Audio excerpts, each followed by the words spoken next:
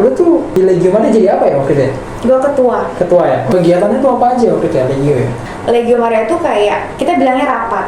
Oke. Jadi setiap kali pertemuan mingguan itu kita namanya rapat. Terus di situ kita berdoa. Pasti kita berdoa rosario ya kan. Tapi rosarionya beda sedikit lah dengan rosario zaman sekarang. Jadi rosario yang dipakai itu beneran rosario zaman kuno, cara kuno gitu loh. Yang dipakai itu nggak dari aku percaya yang manik yang paling awal itu nggak ada, dia langsung buletan gitu. Adalah caranya bisa dicari juga, namanya tuh doa Tessera.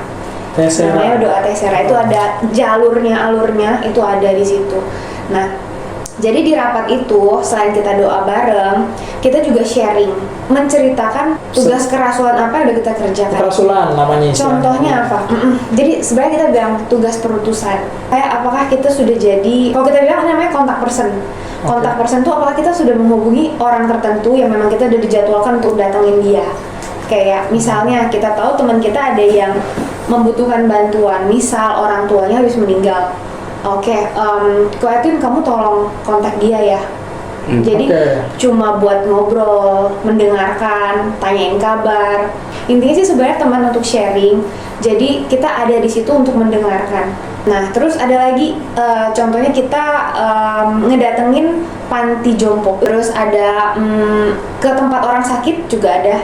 Jadi sebenarnya tujuan dari perutusan itu, kalau aku lihat ya sejauh ini, apakah kita tuh udah banyak ngobrol sama orang, sharing sama orang, dan ada waktu orang tuh membutuhkan kita gitu. Dan ada yang lucu dari Legio Maria itu. Jadi aku nggak tahu ya Legio Maria yang lain tuh begitu apa enggak, tapi di Legio Maria kita MPR namanya, Maria Penuh Rahmat itu, jadi kita tuh nggak pernah datang dan membawa sesuatu, uang atau makanan atau apapun, kita nggak bawa itu. Kita bawa diri kita.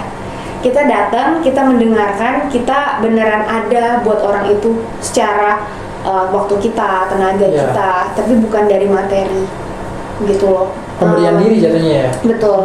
Jadi pemberian diri. Dan di sini yang mau ditonjolkan dari Legio Maria adalah kita tuh bisa loh melayani dengan kekurangan kita.